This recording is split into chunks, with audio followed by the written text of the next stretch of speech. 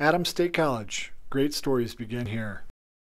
Well, thank you all for coming to the last in our series of lunchtime talks this semester. It's the last week of classes, so I appreciate you taking time out of your busy schedule. Right there. We will be having the series again next spring. I don't have the schedule even really begun at this point, but look for postings around the first or second week of classes and hope to have another good series of lectures. So, without further ado, I'll introduce Professor Sellman, talking about what he did on sabbatical last fall. Thank you. I don't know who that guy who has the class before me is, but anyway. So what I did, I was on sabbatical last fall, and where's my space bar? There we go. I did a project that was trying to find out more about what the software development community is up to today. And this is the project. We're trying to find out how and why people come to software development, so why people choose it. The motivation for that was one of, I guess I have a theory that there are a lot of people who, if they knew what it was, they'd do it, and they'd be interested in it. And I think it's not well represented that way. I also wanted to find out what it was like to be a software developer today. But we're not going to look at that one because I just didn't have. There's not enough time. And then, what is software development? Again, the same kind of thing is what is it really today? It's changed, and I'll talk about that in a second. And I also asked people about what they thought the trends of software development were going to be. Again, I'm going to save that for my my CSI classes, so you'll get to have that. And then I did a little side project about nerds and geeks. So if we have time, we'll look at that. And then, so why did I do this? Well, I won't say how long ago I came to Adams State, but I came to teaching directly out of industry. And when I taught, it was a valuable thing for me and I think it gave me a little more credibility, I guess, some credibility to say, hey, when I was doing this, this is what happened, and here's this. At least it seemed more interesting, and I think it made it easier to understand why certain things happen when we teach them academically. Sometimes in the academic setting, you say, here's a program, write it in a week. That doesn't happen much in industry. I mean, and it applies to all sorts of disciplines. You do a lab in chemistry or biology, and you would really do a field study, or you would be working for months on a project into those things. So it doesn't quite match, but you have to do it to get things done. But having some understanding of what's going on out there gives it, you can say, you're doing this for a reason. You can at least explain why we're doing it with some. The other issue is that software development in the last however many years I've been here has changed dramatically.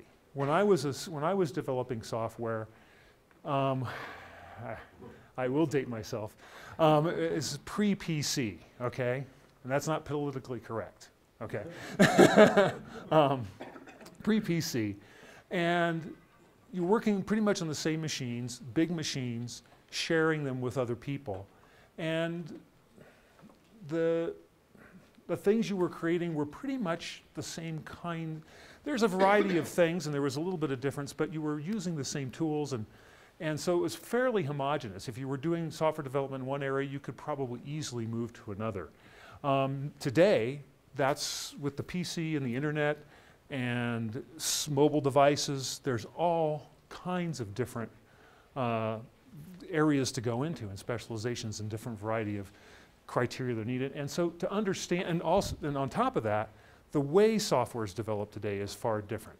In the old days, one or two people could easily produce something that was going to be valuable.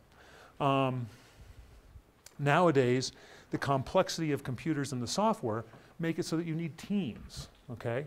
Up to, anywhere from 5 to probably 15 people could be on a team. And then, but managing those teams is a major issue, okay? So developments in that kind of arrangement, things like different kinds of software design principles, what they call agile development or lean development, which is a way of doing the group thing and setting things up. Also, the tools are very different, okay? So development tools have changed, but also the way you manage the group, tools for managing the group are now new. And what I felt I needed was to regain, I wanted to go back out there and say, you know, I couldn't work in the industry for, well, I could have, I guess, but I'd have to leave Adams State to work in the industry for 4 or 5 years to get that kind of experience. But I wanted to sort of get a hardcore shot of seeing what things are out there. And here's what I did. What I did was with, I don't know, Mike's here somewhere, and I don't know if Mark Schoeneker's here or not, no, okay. But I planned this project to do this, and I originally was just going to do interviews and shadow and keep notes. Mike Henderson and Mark Schoeneker said, hey, you know, this is a great opportunity. You can use a video systems. And I used these things. These are flip videos. Now I think there's better ones out there. But, and there are ones that will let you change the memory. These are permanent. So I had to have 3 of them to get enough time on, so I had to switch between video recorders. But I did interviews with a whole bunch, 35 participants, developers. And then with some of those group people, I shadowed them. I went to their work, followed them around. They let me videotape, I see the tape, that dates me right there. Let me do videos of their meetings and their processes, and showed me the tools and how they, you know, just how things work. That was 35 participants and 14 organizations. And so what I have today is I've got 2 videos, but one is split into 2 pieces. Answering the first question, how did you come to be a software developer? And then the second question, what is software development? And then the third is, if we have time, what's your definition of nerd and what's your definition of geek, and are you one? And do you like that or not? Okay, so, and what I'm going to do is I'll play the first half of the first video, let you guys watch that, and then you can ask questions. Or does anyone have any questions right now? This whole PC and Mac? What's that? PC and Mac? All the for all computer software, PC or Mac? Oh, no.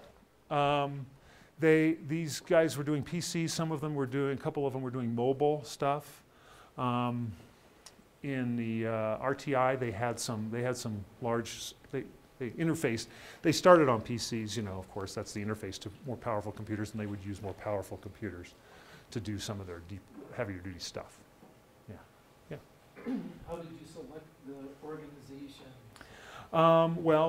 People I knew, contacts I had, and if they were willing to let me come, really. I had, some of the contacts I have are closer than others. Some of them are alumni from Adams State.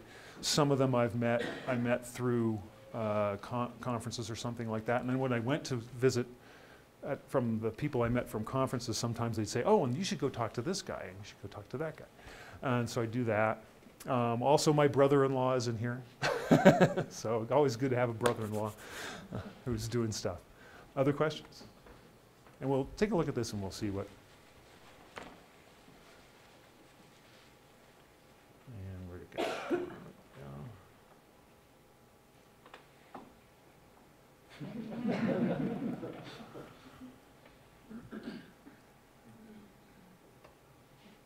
And let's make sure the sound's up. Like, I didn't come from a family that was technologically minded in any way. My parents came from Italy. They're immigrants. My mom didn't graduate from high school. My dad didn't graduate from college, so there wasn't a lot of knowledge to me about professional careers. First generation. Yeah. So, but my dad did. My dad was, he did buy computers, and they had BASIC on them. And, that was kind of like my first foray was playing BASIC. He didn't do that. He didn't program basis. But he would, like I said, you know, he would give me the books and like encourage it a little bit.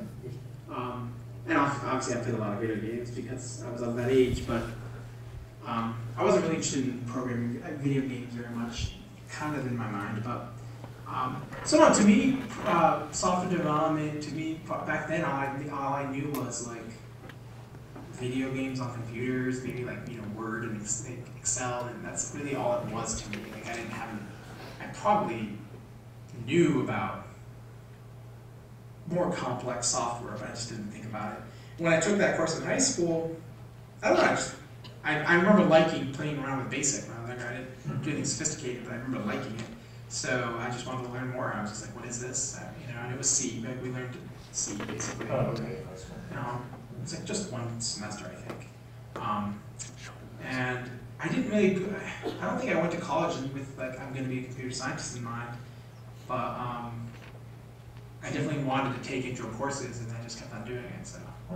So you went to college without saying this is my major, but then you started taking courses. Yeah, no, I was open. I mean, I thought I was going to be leaning in the science and maths area, but I really, and I still do have a lot of like interests in like literature and, you know, whatever, history, and so. I find satisfaction in empowering other people. That's just sums it up. I have a personality that I love to learn from people that know something I don't. I don't have the I know it all attitude. I've never had that because I know my limitations. But I love to learn from people and see, oh my gosh, that would really help these people. And I pull it together. And I like to explain, and I like to pull together. So, you know, when I graduated, I got, when I did the internship, I was in programming, but then when I had to help all these areas, I worked with the chemists. I had a carpooler that was a chemist, so every day back and forth on the tollways, we'd talk what his job was. We'd talk about the coding machines. I'd talk about the quality books, and he sat with calculators. 2 floors of chemists with calculators and big printouts from that real-time system trying to add numbers and columns. And so when I learned what his job was, I said, you know how fast I can make your job if you'd let me come to your office and get in the computer and show you what I can do, because I've been doing it in my office. And I started writing routines. I watched what he did, and I programmed it. Oh, fascinating. And so he said, can this stuff run when I'm not sitting watching it? And I'm like, yeah, I can run it all overnight. It'll be sitting waiting for you in the morning. And so he pulled out his charts, and Monday mornings, all of his stuff was ready from the previous week's work. And he'd go through and have his work done by Tuesday. And he said it used to take me all week to get through my work. And 2 floors of chemists doing this by hand. No matter what, so I did a lot of stage management for shows, right? And we constantly ran into problems with managing rehearsals, keeping track of who was late and who's not coming, and conflicts, and selling tickets, right? Right. So I wrote apps for all this stuff. Like I wrote a stage management app which had pictures of all my cast, allowed me to track things. If I had to email them updates, it would like auto-generate all the emails for me. When we're going through plays and someone misses a line, I wrote a line tracking app which allows me to click the character's face, type the line, and there's a thing in the corner that marks what page I'm on in the script. So I'm actually keeps that and just puts it in each thing. So all I really have to do is just type a few words of the line, but it already has the page number there because I'm going through it. And at the end, I click one button and emails all the cast, all their lines that they missed. Oh, intriguing. And so it's very cool to be able to I mean, it's like, I want this, I'll make it, you know? To be able to make what you... Yeah, exactly. And you can apply it to anything else that you're doing. Like, it's a value, like, even if you don't go into this, even if you're just a stage manager, you can be much better at what you're doing if you can create tools for yourself to do exactly what you want them to do.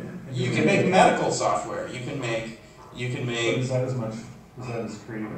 Yeah, it's as creative. If you're making something and it works, and you get excited that it works, like it's neat to see. Like if you're building like a lamp from scratch, it's pretty exciting once you get all those wires in the right place and they connect, and all of a sudden the light bulb lights up. It's the same thing, you know. Like every time you create something, once you got it going and working, it's a little thrill every time you get something that like, okay, this is supposed to do this, and this is supposed to do this, and then once you put it all together and the puzzle pieces fit, and it works, you're like, it's creative. Yeah. I like building things. You know, it's not limited to software. I enjoy photography. Sounds like a dating name. Photography, cooking, and I'm going to try to put that on the background of the tape. You know, going to Burning Man and the costumes and building structures out there. And I'm not much of a maker because I'm a little. I mean, the robot, all the little crazy stuff they have in that magazine. For some reason, it doesn't really do it for me. But there's plenty of areas where, the commonality of things that get me excited and things I enjoy doing is that they're all creative. And this is something that's very creative, and you can make a lot of money at it. That's a nice combination. Making money and having a good time are not mutually exclusive. I like that I understood, when your application on your computer crashes, you can kind of understand why. Yeah. And that you can kind of fix some stuff and get it to work. I've decompiled executables to make it so they run without purchasing them. That's always fun. I've gone to the Mayo Clinic many a times as a patient and as a medical sponsor for my parents that have been sick. Okay. And every time I go there, I see the power of the computers at those doctors' fingertips. Working, we get sent, the Mayo Clinic is an amazing place. And you go from one doctor to another doctor, they give you a schedule of tests you're taking with different specialists, and you travel between these different buildings that are all on one campus. And as they take your test, the results are processed and entered in the computer at every station. So when you go to the next doctor's desk, he pulls up on the computer everything that's just been done to you, and he says, okay, according to this, we need to move on to here, I need to look into this. And it adjusts what they're going to do with you as they see your data come. So I've seen computers completely be available to make good decisions and save my father's life. My dad was dying and no one could diagnose him. And we had tests going for a week. And they got their information back and forth, and one doctor pulled him up, we got in his office, they sent him to heart, they sent him to cancer, we did bone marrow, we did everything, and he was slowly just losing life and no one could figure it out. And it had been months. When I got in the Mayo Clinic, I had him in a wheelchair, and we were wheeling him around, and we sat on the cancer floor, and one doctor pulled up all of his test results, and it was the second to the last doctor we were supposed to see, and he said, oh my God, and he kept going through the data, and he said, I know what you have. And if those results wouldn't have been there, my dad, they said, would have died within 2 weeks.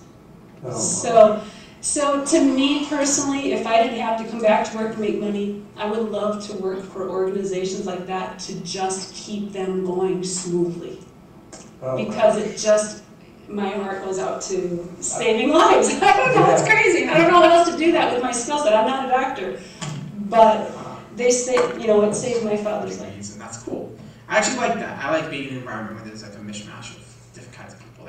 There is a nerdy academic side of Drupal, which comes from Dries being a grad student, and right. But there's also this right. So there's also this fun hip community side to it that's not academic. It's a little bit more of we've got these small upstart Drupal shops that do cool work. Yeah. So that's cool. I like that. It's an artsy. Yeah, exactly. There's an artsy side to it. There's the revolutionary side to it. I like that. We're bringing power to the people to build. I love it. Yeah, exactly. That's the part that's exciting. We're trying to make it so anyone can build a website to change the world, right?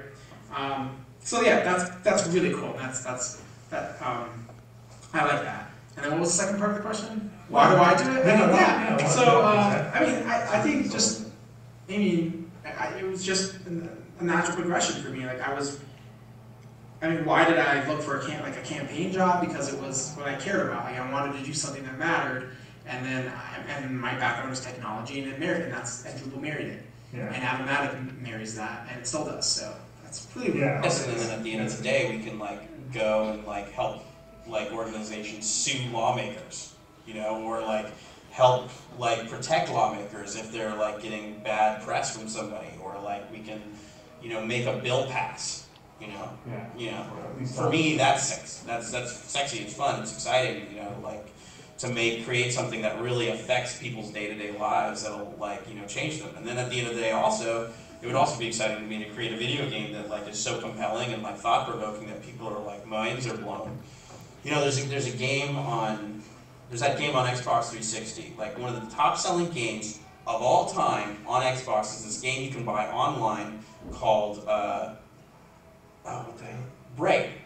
It's this really simple game, like in the Oh, is that the one you were showing? right in the big scheme of things. That it took a developer like 4 months of his life, not even like years and years that some of these games take to develop. It was so clever that it blew people's minds, and it just sold millions and millions of copies. You know, like I mean, you can create. It doesn't have to be like massive in scale. You know, as long as it's cool, if it's something you like and you can create and you can see other people's satisfaction in it, you know, you're good to go. Yeah. Okay. That's why I like to build things. Okay. You like to build things that other people can't live without. Right? Okay. I guess you should become a coder if it's fun. You know, whatever your definition of fun is. And you have fun with it. Yeah. You know, that's why you can be here till 10 o'clock. Yes. I mean, some days are more frustrating than others, and there's some kinds of coding that are more cumbersome and annoying, and you know, everybody's got their sweet spot. But you know, get a rush out of watching the logs. And see, yeah, okay. You know, watching people use your stuff is just this insane voyeuristic thrill, and you know. Okay, so that's the first part. Any questions? Have I lulled you all to sleep? Who are those guys and where are they working? Yeah, that's I've got that on. There's a lot of them. Let's see. These guys that were on the film. Yeah, no. I know. I've got them on videotape describing their various works, but again, for this it was timing. First guy is Marco Carbone. He works for Advomatic. That's the political bent you heard, which is it's a web development company, and they do the ACLU website, things like that, Tick, and a bunch of others, New York State Senate, things like that are the latest ones they were working on. Let's see, who was next? Joanne Marr she works for MDU in North Dakota. Where's Bismarck is North Dakota, right? Yeah, it's Bismarck. Thank you, Marty. That's right. And that's a utility company. And so she's doing that kind of thing. And let's see, who was next? Was that next one Adam Mordecai, who's the founder of Advomatic. And then, let's see, I think who else? Oh, Jacob Noble, the guy in the T-shirt, the theater guy. He's a startup he's a two-man startup. He's not both men, but he's a two-man startup in Santa Cruz doing a thing called 12 Seconds, which is a mobile application for spreading an information, kind of Twitter-ish, but with some extra control, novel things going on. Let's see, who was next? The guy with the mohawk was also in Santa Cruz. That was a neat contact, because I found that was a contact via a conference. They had a place in Santa Cruz. It was Google I/O, and they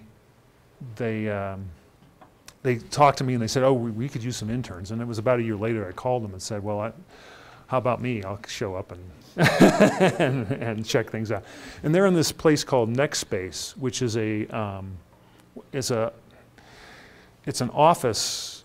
It's a rentable office and office suite. So all these startups are located together. But it's a real fantastic place because they all share. It's a weird combination of independents competing, but then they're all sharing information and doing work for each other. So very novel idea. Let's see, who else was in there? Anybody else? Ian. Oh, Ian, of course. Ian Jackalo works for Quark in Denver.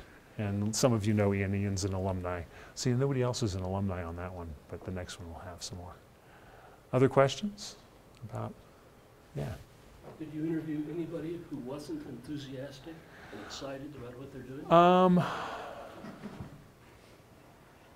Because all these people were. Yeah.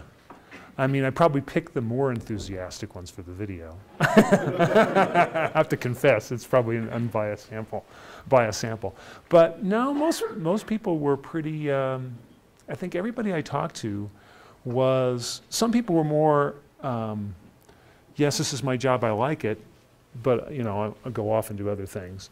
You know, the people who are the startup company guys, you know, they're jazzed. You know, they come in at 6 in the morning.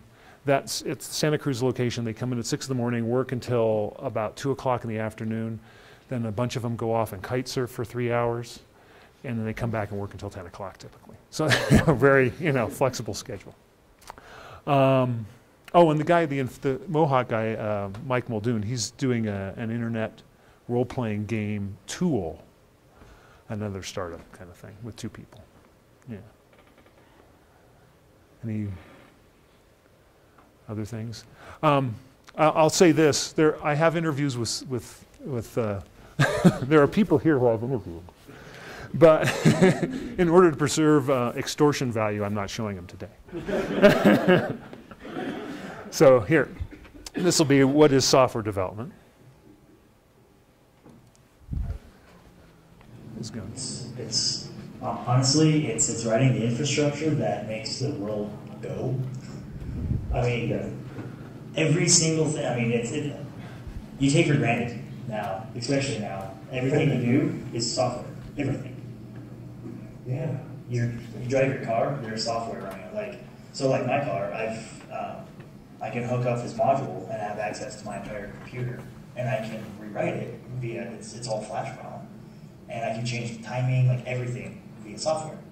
But I would say it's at its most basic level, it's giving instructions to the computer and creating and getting it to do something that you or whoever has asked you to do the task wants you to do.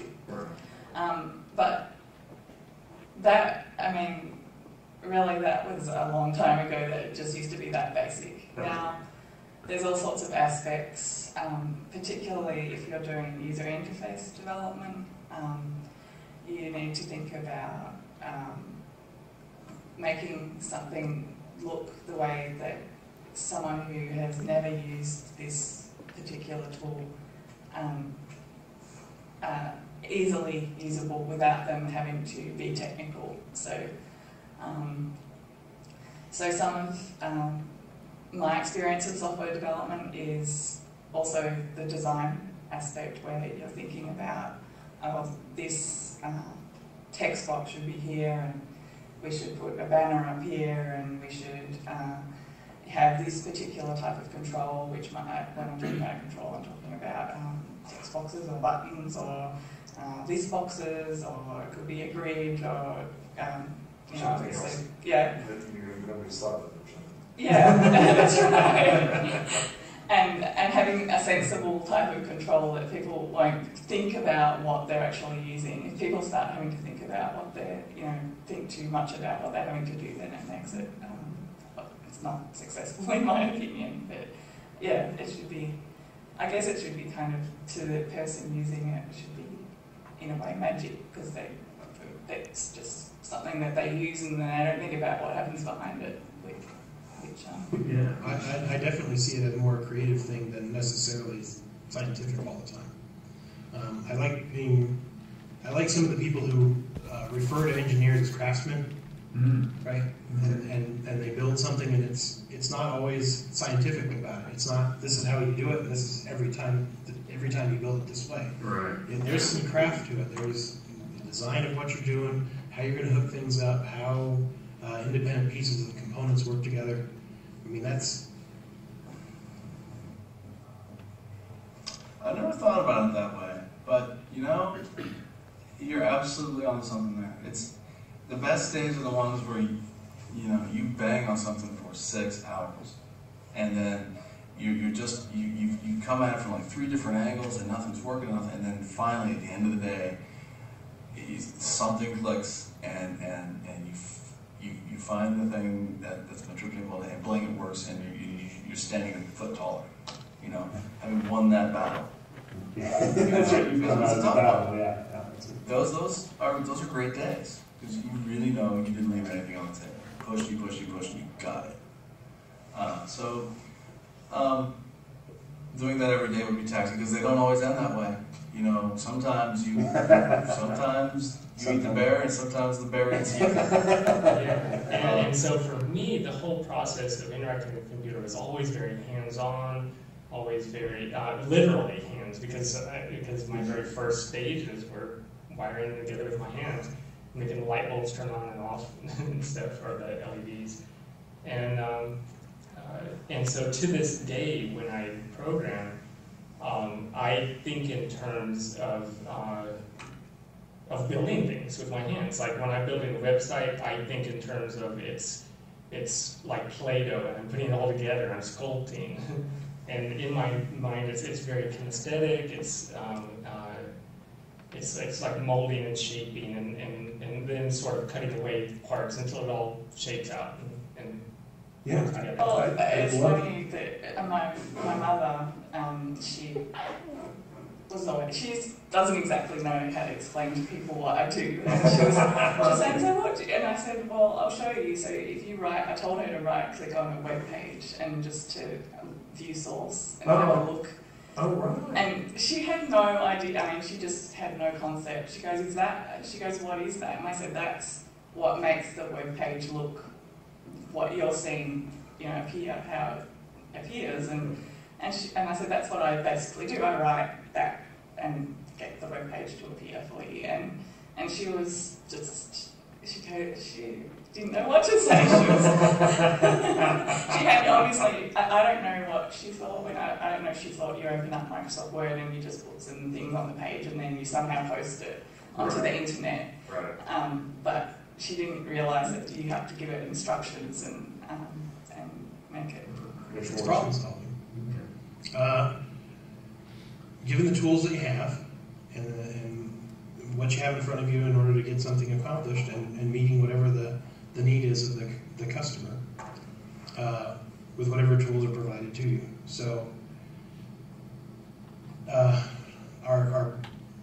one of our executives here constantly brings up the Apollo 13 movie where they dump a box of parts in front of them. Oh. I've got to get this filtration system, I got to get this thing hooked up to this with these, because that's all that's there, right? And they have to figure it out. And to me, a lot of software development is that. Look, the customer wants to get this done. You have C#, you have services at your disposal. Right. And you have an internet, right? You think their legacy data. And here's their data, right? Or here's your data, and they got to be able to make this thing and submit an order. What are you going to do? Oh, I guess I can put this component here and that component there and tie this to that and assemble the pieces that are needed. But the difference is it's not manufacturing like a car. You've got all the parts and someone else has gone through and designed the car for you, and you have to put it together. You're that car designer. You're the one that has to figure out, okay, sometimes I have nothing. Sometimes I have already built components that I have to link together. I would argue that a really good program, creativity-wise, is on par with a really good painting, I mean, all of the elements are there. Composition is there. Don't have any lighting issues, but composition is there. Organization is there. Boundaries are there. I mean, you have a certain boundary that your program does. Your painting has a boundary, right? Both metaphorically and physically. And so all the pieces are there. And if you approach it as if you approach it as this cold, sterile thing, you still end up with modern art, right? So even the cold, sterile stuff can get you some money. So I don't know. I see code as more of a living, interesting thing than just the straight ones and zeros. Look, a for loop. Well, yeah, it's a for loop, but it's also a flow control. There's all sorts of neat stuff going on. You can think about how you're allocating memory, and there's 1,000 things you can think of it. And the least interesting one is, it's a for loop. If you want to think of something as in the least possible interesting way, look, it's a piece of canvas with some pigment on it. Well, no, it's the Screen by Henry Munch, which is one of the greatest paintings of our time. Oh no, it's just a canvas with some pigment on it. If you're going to look at it that way, there's nothing I can do to convince you. But people don't know the difference between like a developer and somebody that comes by and fixes the printer. They think they're the same person. Well, can you fix my printer? I'm like, it's honestly not my job. So that group was, let's see, you saw, I don't know if any of you know Aaron Parks. Yeah, Clarence's son. And then, let's see, we had Ian again. And we had Jennifer Wellard, who works the same place Aaron Parks works at RTI. And Paul Heel. Paul Heel's fascinating. That's a good example. Paul Heel works at Quark with Ian. Or actually doesn't work with Ian, he's in another department. But he is fascinating. He is a good example. He had a few, these are tidbits, I should explain that. These are tidbits of things I thought would be more appropriate for a general audience. There are, discussions of agile programming and here's how our ticketing system works and things like that, which will find their way into the classroom, presumably. And then, but I didn't think I wanted you guys to sit around and watch all. I mean, there are some of you here who would get into that. But then that would segue us nicely into the next video. But other questions about, it doesn't have to be about that video or anything, but about the project or anything come to mind. What's that? No? You want to hear about the nerds and the geeks? Yes. Okay.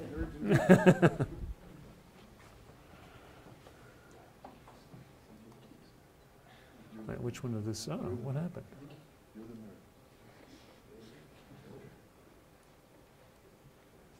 I thought I had it ready up and going. Oh, that's it, yeah.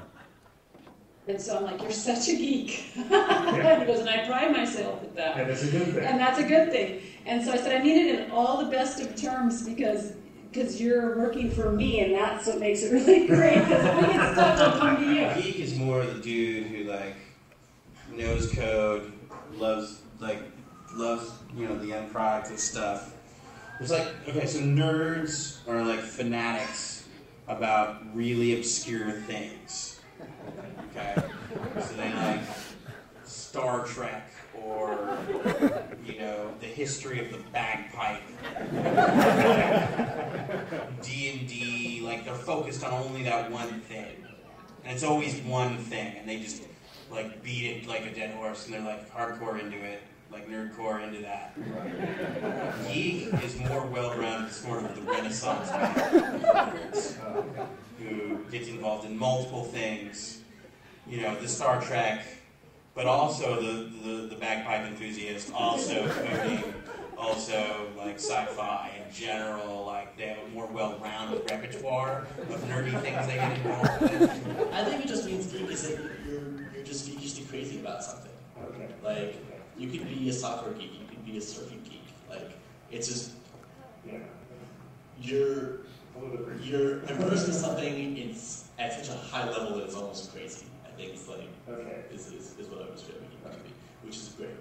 Do you think word geek and nerd are different? Yeah, nerd to me is really the social introvert that can't communicate. Okay. I don't think that it's funny because I have a niece who she just loves everything related to science and she's only 7 or 8 years old, but she's a self-proclaimed nerd. So I think back when I was her age, it would have been just horror to be called a nerd, but it's definitely changed over time because she loves being called a nerd. I believe a geek is supposed to be somebody who's knowledgeable in one specific area. It's very knowledgeable in one specific area. So you could be a band geek or a music geek and know everything about rock and roll music and everything else. That would be considered cool in the music circles. Right. Who was the backup guitarist for whatever. Right. For this particular class. That to me is a geek. Right. But you can be a very specific kind of geek. And a nerd is more well-rounded. Oh, okay. Right. So, as a general, he's just book smarts and knows a lot about a lot of academic things. Not necessarily, right. Not so focused in one area. So, I don't mind being called a computer geek. Okay, that was the follow-up. Doesn't bother me. Yeah. Sure. Right? better than being called a loser, I guess. I don't know. I have never thought of myself as a nerd or a geek, but I'm also aware that probably the majority of people that met me have thought that I was. I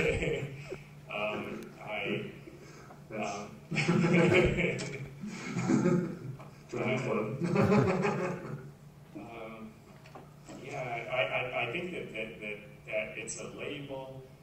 I think that it's far older than computers. I think that I would not be surprised to find out that Galileo or Copernicus have been considered nerds or geeks. It seems to me now everyone is a nerd, right? Okay. So now the whole thing's retro. Like you see everybody with like a Nintendo shirt, right? Because it's cool to be an '80s nerd now, or even like an early '90s nerd. But it's not cool to be a modern nerd, I guess. Okay. Because the nerdiness is like, oh, you know, like if you watch War Games, right? That guy's pretty nerdy. He had a novel's modem, you know, he acted in that's nerdy. But like somebody like Twittering, using technology, right? That's all he was doing is using technology, but somebody's sending a message on Twitter, that's not nerdy. My perspective, my definition of geeky is very much things that are cool, but the things that I would consider geeky, I don't think your average person would even comprehend that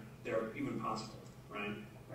It's like speaking a whole other language, right? So I might as well be speaking Mandarin at that point, because they wouldn't understand it. You know, geeky and nerdy both have positive connotations to me, because, you know, well, I'm not going to make rude.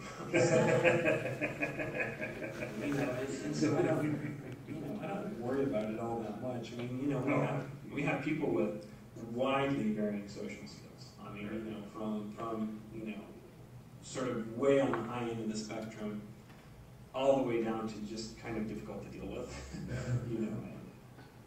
So, you know, I guess, and so there's a scale there, but I don't really think about it that way. I mean, I just think about, you know, I just think of people and their skills. You know, if I need a database, I go find Ed or Linda or Jenny or someone. If I need a GUI, I go find, you know, Willard and say, hey, I need some help. And so I guess they don't mean much of anything to me, actually. Because I think of geeky more as a thing that's cool, sort of a cool thing that I could show one of my fellow, you know, someone who's sort of on my level, right? Or at least my baseball field. If you use level, it kind of implies you're better than somebody because you're higher up. Yeah. Maybe in my baseball field, seems so. Yeah, somebody who's in my zone. You know, I'd say, oh, this is so cool. You know, and it's like way out there. You know, and I don't even know that. I don't even know what I think about it. I don't think I give it a good deal of thought. I think for me, the technology people, the programmers, and the people who are like that, they get the geek term to themselves. Okay. It describes them as a group, as where nerd is a much more encompassing term. Okay. That can include the science people, you know, the economists, basically anybody who has any kind of super specialized knowledge to me is a nerd. Okay. But the computer people get geeks as a term. So that's how I describe it. Okay. So all geeks are nerds, but not all nerds are geeks. Because you know, and I don't want to sound like I'm biased against someone who collects model trains and knows a lot about model trains, model train nerd. Right. Somebody who collects stamps, complete stamp nerd. You know. Right. And so anybody not a stamp geek. No, because geek is a technological term. It's a term for the technology people. Okay. That's kind of how I think. Okay. And I think that's how I describe it, as anybody with super specialized knowledge, or even just specialized, maybe super specialized, just specialized knowledge is a nerd, and then the geeks gets co-opted by the technology, the programmers, you know, and you know, they overlap a bit too, because some scientists are programmers, right? Right. Some geologists are programmers, and so they would sort of get to be in both roles, you know. Right. They could address themselves as either one. I think I would be stepped firmly with D-Plan, but I'm still a nerd. But when you said geeks, all geeks are nerds. I have to draw myself a Venn diagram.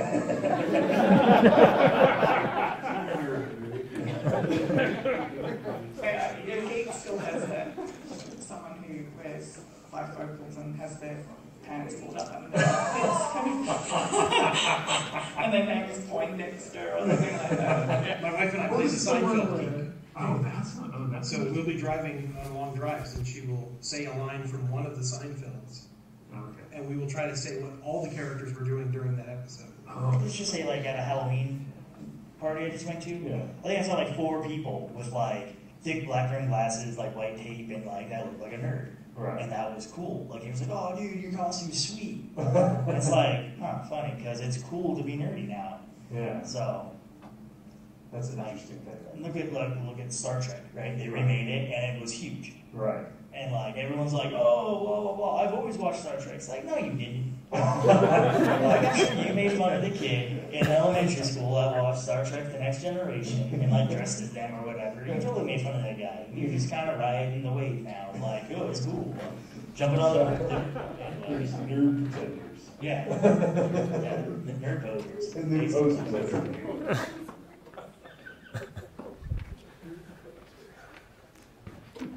So that's the side project for fun. So we're almost out of time. Any other questions or things you want to know? Yeah. There were conflicting definitions in that segment.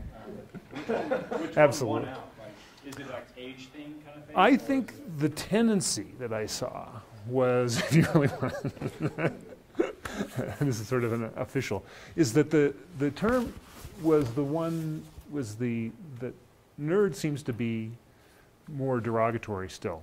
I came into this thinking nerd was the positive one and geek was the negative one, if that were the case. But apparently most of the community goes the other way around. That nerd is refers to the social deficit aspect, and geek is somebody who's knowledgeable in one or many areas. You heard one person say geek is very specialized, another person said geek is more rounded, and vice versa. So I don't know. I wonder what kind of definitions you would get if you went into, say, an engineering firm, not a technology firm, or into chemical manufacturers or something of that sort, and ask the same question. It'd be interesting because that different community may have coalesced around different definitions. Yeah, that would be actually interesting. 7 years, I don't know. I have to say that the "let me draw you a Venn diagram" was the perfect ending. I know, it was a long joke. It was a long joke. Took a while to get. Anybody else? Yes. Okay. To date myself, last month I went to my 50th high school reunion. I first went to a reunion, our 25th reunion, and my discovery was that people that back then in high school would be described as nerds or dweebs or geeks. I actually called them eggheads in those days. It turned out after 25 years to be really interesting people, very sociable, and usually quite successful. Yeah. So, and that held true for 50 years. So a month ago, I saw these people again.